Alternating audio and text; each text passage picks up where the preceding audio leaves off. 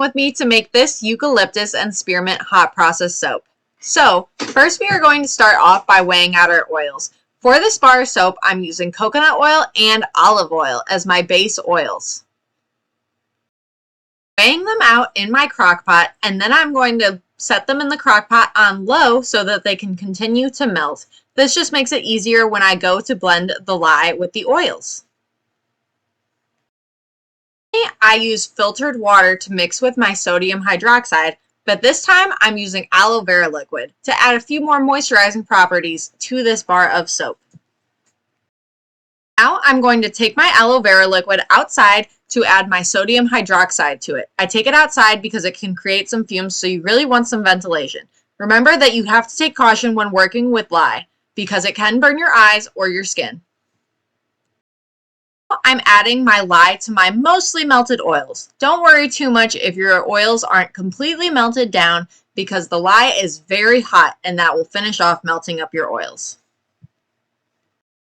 You're going to want to give it a really good blend with an immersion blender so that you emulsify your oils and your lye together. It will start to thicken up just a little bit, and then you'll just put the crock pot on low and you'll leave it to cook for about 30 minutes. But you're going to want to stay close by because it is possible that it can get too hot and volcano over. So just make sure you stay close and be ready to mix it if this starts to happen.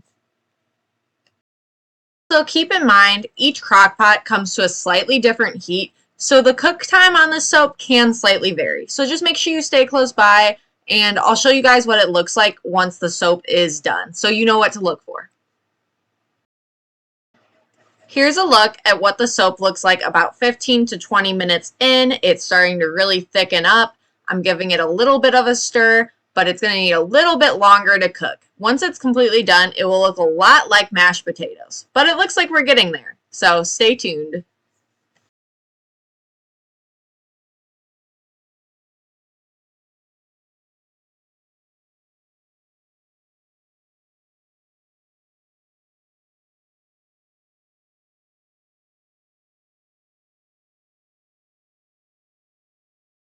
Now that my soap is close to being done, I'm prepping my colorants. For this soap, I'm using matcha, which is green tea powder, to color the soap.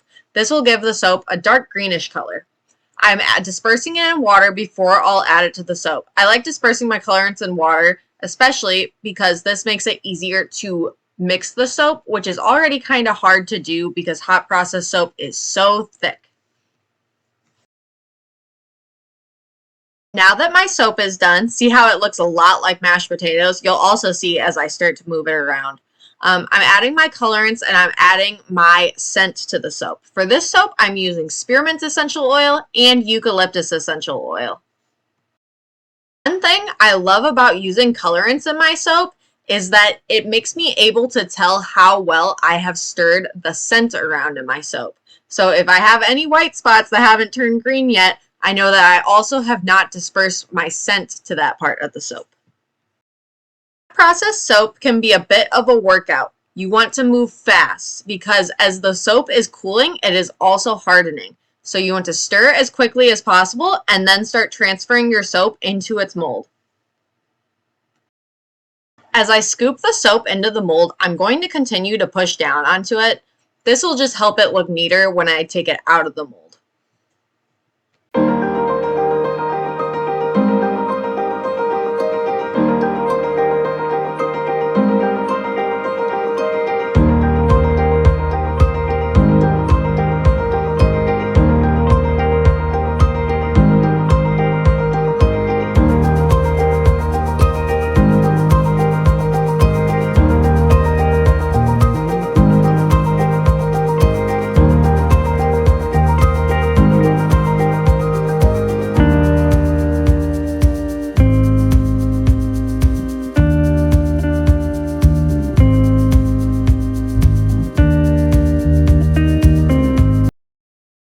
About 12 hours later, the soap has fully hardened. Now I've taken it out of the mold and I'm cutting it with my soap cutter.